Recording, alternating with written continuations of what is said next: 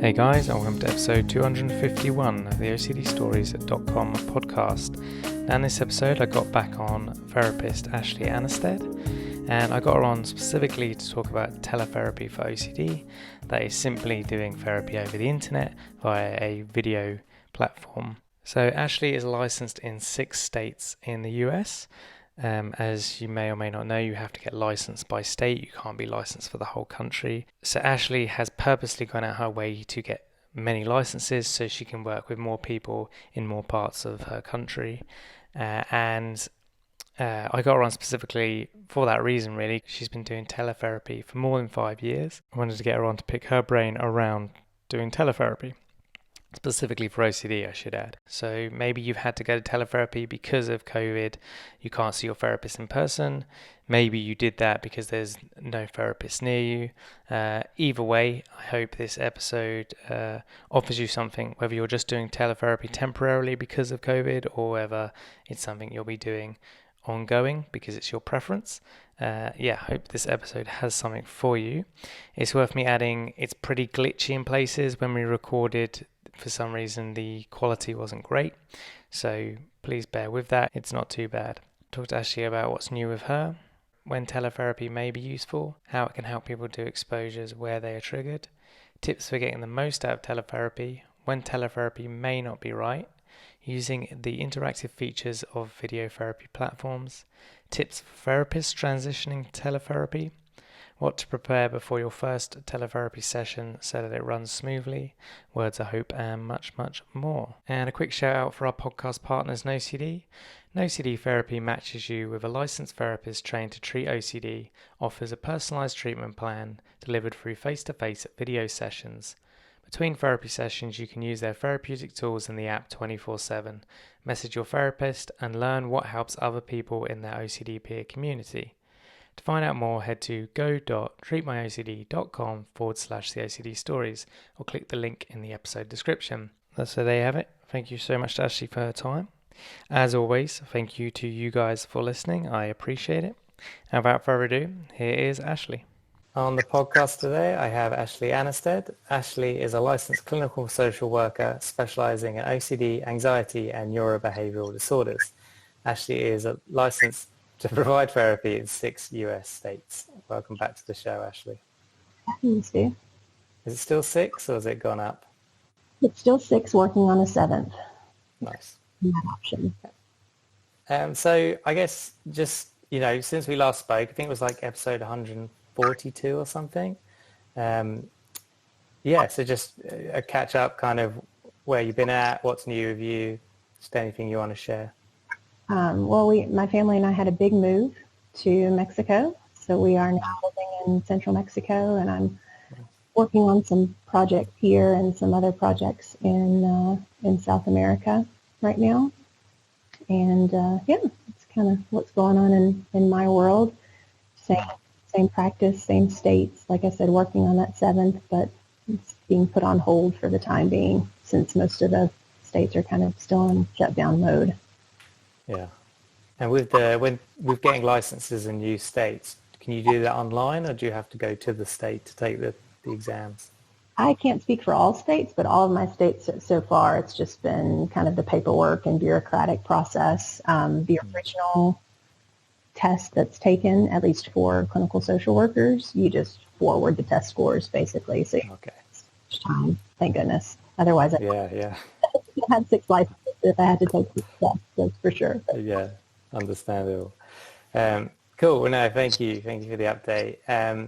So we're going to talk about teletherapy today, or telehealth, or simply just doing therapy over the internet. You work solely online now. How long have you been working that way for?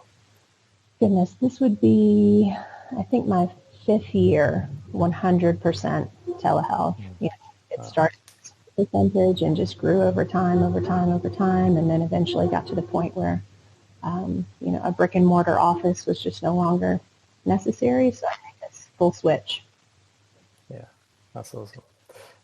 So we're going to get into depth and tap into your experience in this area, because obviously the whole COVID thing has forced a lot of people, if not most, into doing their therapy online. And when we go back to whatever normal is, more and more people, I'm sure, will go back to the offices, but there will still be some that probably think, actually, this works for me and it's a bit more ideal. So really, this episode's kind of for them to kind of help them get the most out of it. So I guess, what context do you see kind of telehealth being really useful in, and maybe some where it's not so useful? Well, just with regards to exposure and response prevention, even prior to having, or when I still had a typical office, I would often do telehealth with people that were literally just 2 or 3 miles down the road from me so that they could access the materials, the context that they need for a really valuable exposure. I used to do home visits at one time and would still do it occasionally when I lived in the U.S., but it's with traffic and whatnot, it's not always possible. You end up seeing 2 people a day instead of 6 or 7. So it was nice to have them be able to, go in their laundry room and do the laundry in a way that violated OCD's rules, or especially things like with maternal OCD, being with their child, being at their child's crib side while they can hide the guidance through exposures is really valuable, treating OCD where it lives, so to speak. Yeah, no, really good point. Which, like you said, it's harder to do in the therapy room. You don't necessarily have your triggers there or the things that are triggering you. So I guess it makes it harder to do in vivo exposures in the room, whereas teletherapy, like you said, you can be with them where they're most triggered. I mean, and I think any, great clinician that specializes in OCD knows how to adapt their office to make it most beneficial for the client. So I'm certainly not saying that in office sessions don't work, but in my opinion, it really takes it to another level. It adds a different layer, a new dynamic to the process. And just kind of as an aside, in my experience, it really takes out that power differential that's often in the room between therapist and patient. And I find that when the patient is in their house, in their playing field, there's kind of an increased comfort level for them. A lot of that stigma is removed. The anxiety of going to that first appointment. I'm not saying people still aren't anxious about this new endeavor, but they're sitting on their couch in the comfort of their home. So I feel like it really increases their just overall comfort, like I said. Yeah, no, really, really good points. And I guess what's some of the feedback you get from the clients you work with who are doing, maybe they've seen other therapists before in person and now they're working with you purely online. Is there any feedback you get, both good, bad, and in between?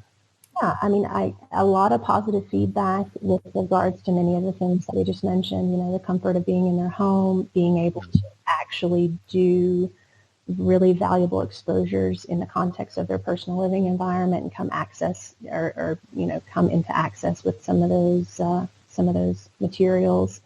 Another note, a few people have mentioned this to me over the years that having the not in their physical proximity has removed that option remove the option at, kind of using the therapist as a safety behavior or a safety item.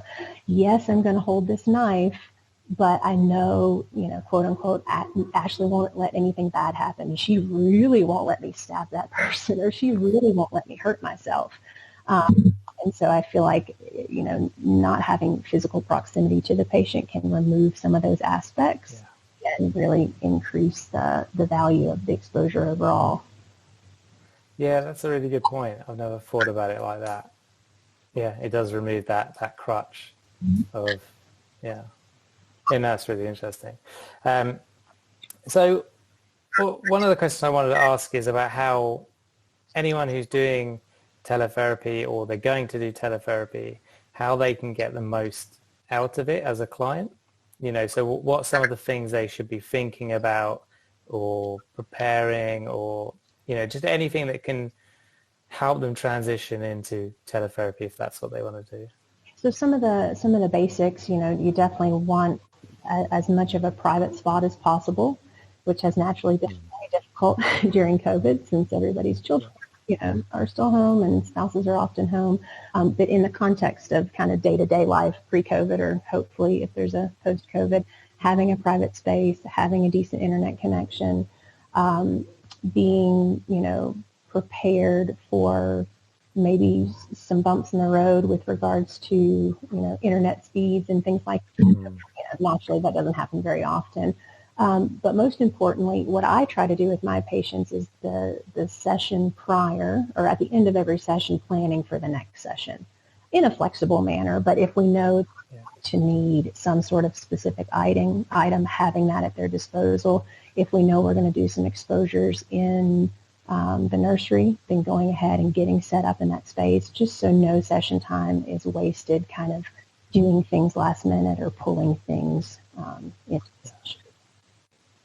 Yeah, so it's almost put some of the responsibility on the client in the sense of, right, next week we know we're going to be in the creche or the nursery.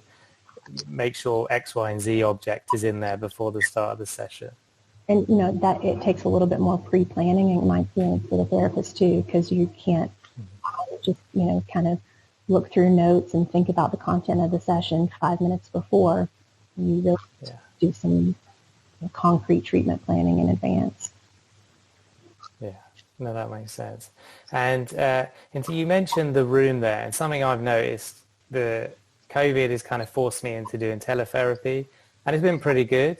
It's worth me saying I'm not doing therapy for OCD at the minute, but so it's slightly different therapy. But it's been different, and I've got used to it. And at times you forget you're chatting, as we are now online. And then there's something that usually like catches the corner of my eye, and I'm like, it's kind of dragged me out at the moment, which is why I think it's important, like you said, to create an environment that is private and is.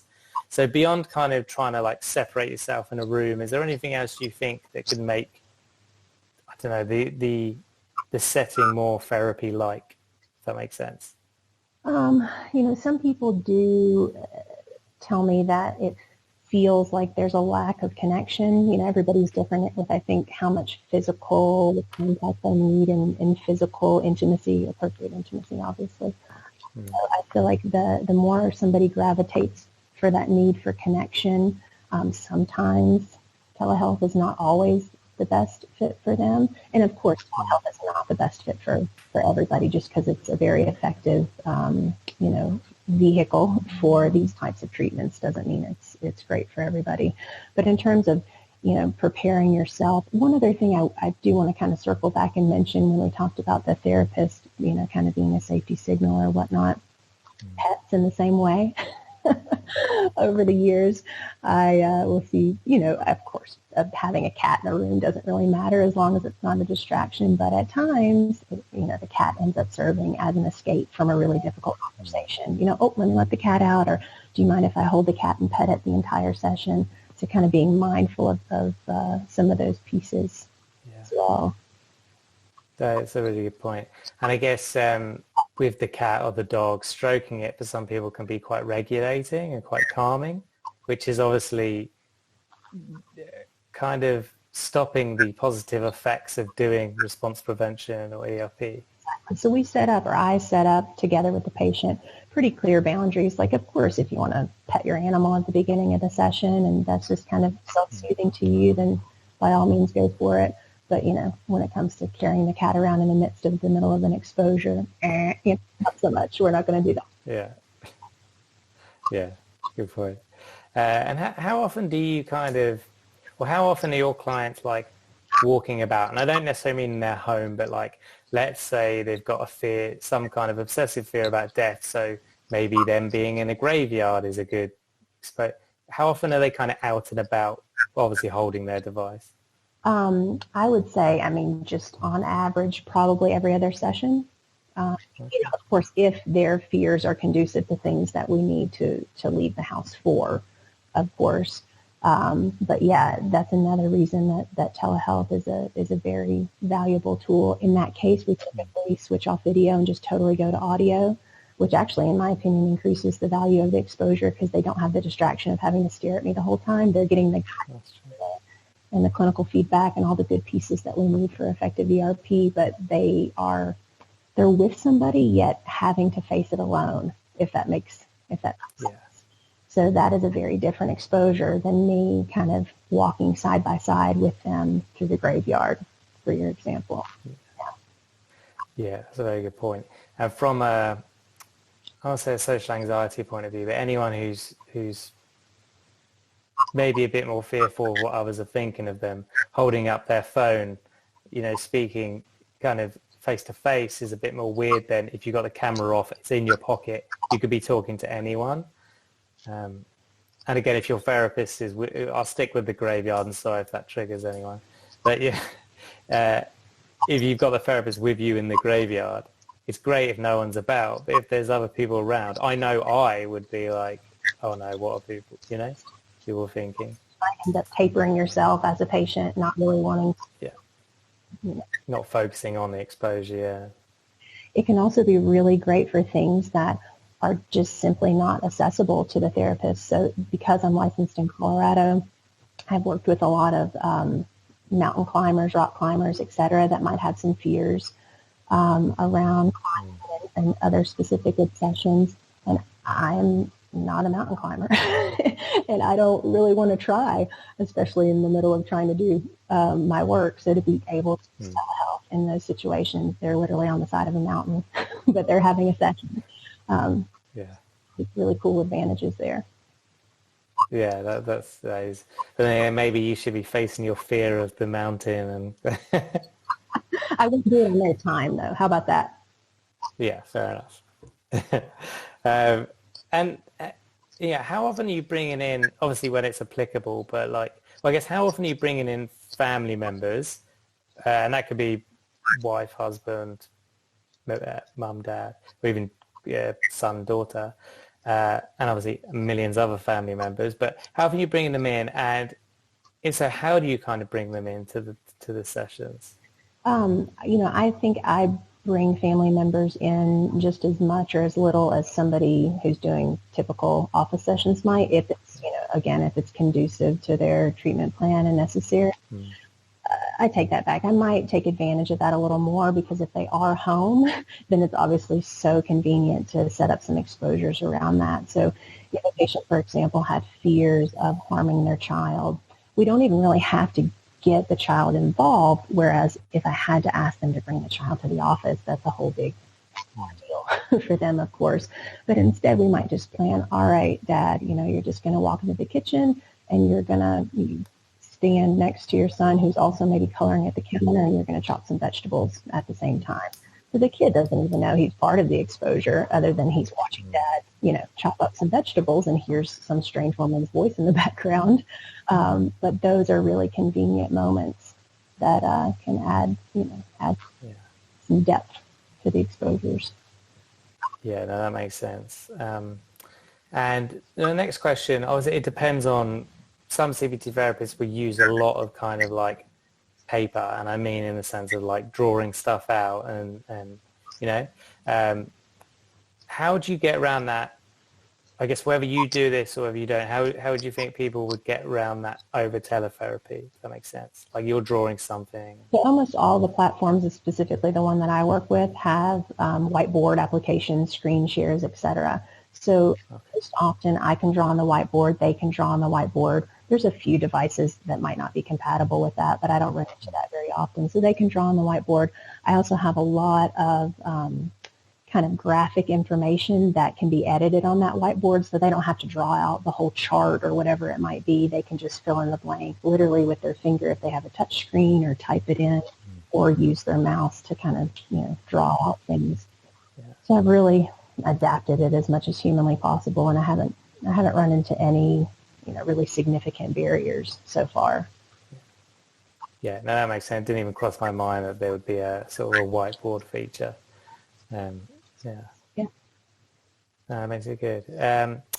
Okay, so there are, several therapists that listen to the show as well. I guess, at the time that this goes out, people probably would have already had to have adapted for COVID. But, are there any tips for therapists that are having to move either temporarily or kind of longer term to online? Any kind of things that you would have wanted to know 5 years ago? I mean, I literally have a laundry list, actually, that I can send out to people if they want to email me about it. But for the sake of the show, number one, having a home office that is literally an office. And I realize in the midst of COVID, people couldn't do that last minute. But if people are considering having a telehealth practice, you can't be sitting on your bed with your headboard behind you in the context of, a professional setting. Yeah. Really having your space set up for privacy, set up with sound barriers, etc. Again, everybody in the midst of the pandemic is just kind of doing the best they can. So that's very different. Yeah. Actually switch over to telehealth. I would really encourage somebody to get consultation with somebody that already does it. That's not just a plug to get in contact with me or anything like that. But I didn't really have anybody that I could talk to that had a 100% telehealth practice that was solely focused in this area. I did speak to other people that were more maybe general talk therapists or working on some of the kind of popular mental health platforms, but I didn't have anybody to ask specific questions to. So getting case consultation, in general, I definitely suggest. And then learning how to adapt specific treatments that you provide to telehealth, because even though they're the same in the sense of the clinical applications that you're providing and the tools that you're teaching and the exposures that you're doing, etc. But like we talked about earlier, there are some nuances, that you want to keep in mind in order for you to have a successful practice, and most importantly for the patient to have a really quality session with you. Yeah, no, thank you. And people do feel free to contact Ashley as well. I know you weren't making a plug, but I'll do it for you. No, that was useful. Thank you. Actually, I put together specifically for therapists kind of a tip sheet, more so for, not but transitioning to telehealth in the time of COVID and how to still make ERP and CBT as a whole more effective in a telehealth environment. So it's still on there, I think. Yeah, no, that's cool. I mean, I predict. I mean, like for me personally, I prefer being face to face, but that's just because, like you said earlier, like I like the human connection. But that being said, I will do teletherapy in the future as well, because it's useful for me to not be entirely in an office that isn't in my home all the time. And I can see a lot of therapists who maybe before would have been, this absolutely wasn't my belief before, but I'm sure there were many therapists before that were like, no way am I doing teletherapy. And COVID basically said, you don't have a choice, you've got to adapt. And I think what a lot of them will probably feel like now, actually, I'll bring some teletherapy. If my client wants to do it, I'll do it from my office, and then I'll see face-to-face with the clients that want to do that. So I think there will be more of an upswing and a trend, even if it's just part-time for them doing it online. I hope that this time, if nothing else, has proven the legitimacy of telehealth for therapists. And like you said, maybe you're not going to make a total switch, but just have the flexibility to use it to the patient's advantage, just for a small percentage of your practice, I think is fantastic. Yeah, absolutely, I agree. And the other benefit I think I want to plug is, from a therapist point of view, you can reach, I mean, it's one thing if you live in a city or a town and you're swamped, then it doesn't really matter, swamped with clients, fully booked. But if you're not fully booked and you have capacity, you can reach people, if you're in the UK, you can reach them anywhere. If you're in America, depending on obviously your license. But even some of the states are so big that they're not going to travel 3 hours to see you. So you can reach those people that don't have access to therapists. So it's a ethically good thing sometimes to do that. That was the entire reason I initially kind of branched out into telehealth upon moving to Colorado, which was our last location. I would get a lot of calls from people in Grand Junction. So if you're not familiar with Colorado, Grand Junction's about a 4.5 hour drive up a huge mountain, up and over a huge mountain in the Denver metro area. And there's no OCD specialist there. So some people are willing, I'll drive there, have my session, spend the night, and go back. But wow, what a huge endeavor when it can, for many people, be transitioned over to telehealth. Absolutely, yeah. Well, financial cost and time cost for them, and I remember at Game Changers one year, one parent said they were driving their maybe teenager. It was like 6 hours, and then they would stay overnight. I believe they were staying overnight. It wouldn't make sense to drive back after, but then come back the next day, I believe, and that was across states, which is, I mean, I respect the mum for putting that, putting that time in, but like, she shouldn't have to do that. You know what I mean? Exactly. And even, are in a larger city that still has a handful of good therapists to access. Sometimes you might be in traffic for an hour and a half each way, right? So if it's doable for you to still get the benefit of treatment out of telehealth, I say why not? Yeah, absolutely. I think there's a million reasons. Like, again, I'm moving area in a few months, and so it won't be feasible for me to see my therapist every week face to face. So we've already agreed that I want to come once a month, so I have that interaction. But then the other 3 times it will be over a video platform. So that's another kind of reason, I guess. Where is it? So, I guess you kind of answered this, but I'll ask the question anyway. Is there anything people should prepare before they first start doing teletherapy? In comparison to just regular therapy, you mean? I guess so, yeah.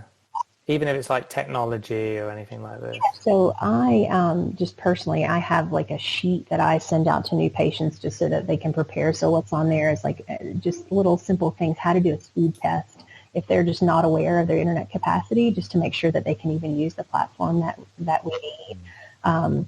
Setting up your technology well before the session to make sure everything's functional and working. Having a backup plan. So I always have the best phone number to immediately reach the patient in the midst of our session if they lost power, internet, if I lost power, internet, etc. Again, that rarely, if ever, happens, but it's just, it's good practice to have those backups. And to also just remember that your telehealth session is no different than your office session. So obviously, if you want to wear pajama pants, go for it. And you might not wear pajama pants to the brick and mortar. Other than that, really treating it with the respect that it deserves, because, so not having, you don't have the TV on and you're not watching TV over the top of the computer. You're not on the phone. I think that's probably one of the trickier pieces, believe it or not, because you can't really see the screen below, and it's so easy to just slip the phone in and check a text, especially if you're, expecting something important. So I don't monitor that like a drill sergeant, but I just make sure people know at the beginning, like, I'm taking this incredibly seriously. I'm a professional as humanly possible, just as if I were in a regular office, and I really want the same from the patient so that they can get the best out of our time together. Yeah, no, I think that's a very important point. Yeah, just kind of push distractions to the side, phone on airplane mode if you can. Closing all the browser and focus. screen so you're not seeing email pop up, all those types of things. Yeah, really good point. Yeah, because I think otherwise because a huge part of therapy, well, at least a part of therapy that I enjoy is it's you enter that room and you lose all those things that can pull you away, and so you're really with the person. So it would be a shame to lose that over teletherapy, and I guess that is on the client. It's up to them to kind of keep that going, to kind of keep that boundary in place, I guess. And so, yeah, so I definitely try to set clients up for success as much as possible at the beginning, and then certainly, here and there, on case-by-case basis, kind of remind people, that's the fifth time or things like that, can we turn the phone off, things like that, for that to come into the, obviously it's not a therapy room, but to come into your therapy space, make space for what we're doing, and push out all of those other distractions. Yeah. No, I really like that. So, what's that? Just tell patients, if you wouldn't do it, if you were sitting across from me on a couch, then think twice about doing it in your session. So I would hope that, you're not just going to randomly pull your phone out while we're doing an exposure or something like that. Yeah. Not going to get up and go get a drink of water or a snack. So same thing here. Yeah, that's a very good point. I'll tell you one thing though, the Apple Watch or the equivalent for Android and stuff, those things, they ping off, maybe I've got one story, I don't want to tell it though, but definitely I've been in the meetings where I'm talking to someone and their Apple Watch goes up and they're looking at it and I'm like, we're having a conversation. So I think that's an issue, not just therapy generally, especially for teens, It's hard for them to ignore that. It is. My adolescent patients do far better than adults in terms of really focusing in. I don't have any, research to know why that might be, but maybe just because the demands of their life are fewer than an adult who has a full-time job and 3 kids and things like that. But most of the adults I work with are just really, really tuned in and emotionally, mentally, intellectually available. That's really good to hear. I thought it would have maybe been the other way, so that's awesome. So, but I've always what was I going to say? So, is there, kind of before we move on, is there anything else to say on teletherapy that you wanted to share? Like I mentioned earlier, I'm really glad that, certainly not glad for the pandemic, but glad for the legitimacy that it has given telehealth. I mean, I think those of us within telehealth, especially with specific interest in OCD treatment, have always known that, if you don't know a lot about it, it can seem hokey, it can seem, you can't be a real therapist. You can't be getting real therapy on telehealth. What are you talking about? So everything that we've been going through has sort of pushed people in that direction, and I realize not everybody, patient or therapist, are going to stay with that, but I'm happy to see that it's been brought to light, especially for people that didn't even know it was an option, or people like you mentioned earlier, driving 12 hours round trip. That just really fills my heart to know that they might have another option. I agree. I think because I've seen many messages over the years, or even sort of recently, where people have said, the nearest therapist to me is 3 hours away, and I'm like, you do realize you can do it over the internet, and I think, and it could be that those people are like, no way do I want to do it over the internet, but I don't get that feeling. I think it's just never clicked that that's a viable option for them. So hopefully doing this episode kind of makes them see that it is. You don't have to, if the nearest one for 3 hours, don't feel like you have to drive, get them online. And I am more than happy to talk to any therapist or any patient, not even a patient that I'm going to see, just if they're details about telehealth and if it's a good fit for them. I'm always happy to be a resource to people. Cool. No, thank you. Couple questions towards the end then. If you could pick up the phone and call your 30-year-old self, what would you tell her? Hang in there. Yeah. Hang in there. I think that was not a dark time. That might sound a little dramatic, but a stressful time, if I'm thinking. Had 2 toddlers. I was, I think, finishing up the last few hours of my licensure, and it was just like so hang in there. I'm telling you, hang in there. 30. Yeah, well, that's tough. Yeah. Okay, and then you've got a billboard in Mexico. What do you want written on that billboard? Let's see. Todos juntos, always together. Nice. That sounds like a slogan for like a telecoms company.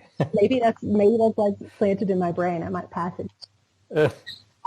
It's good. I like it. And what was it in Spanish again? All together. Nice. Cool. And then lastly, obviously doesn't have to be a telehealth. Is there anything else you wanted to say today?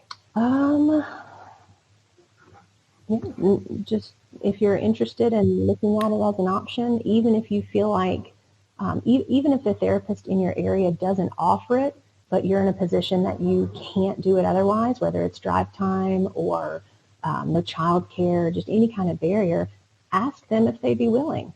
Most therapists that I know, regardless if they have any percentage of telehealth in their practice pre-COVID, if they are asked that specific request for very, very legitimate reasons, I think the vast majority of clinicians are going to at least consider.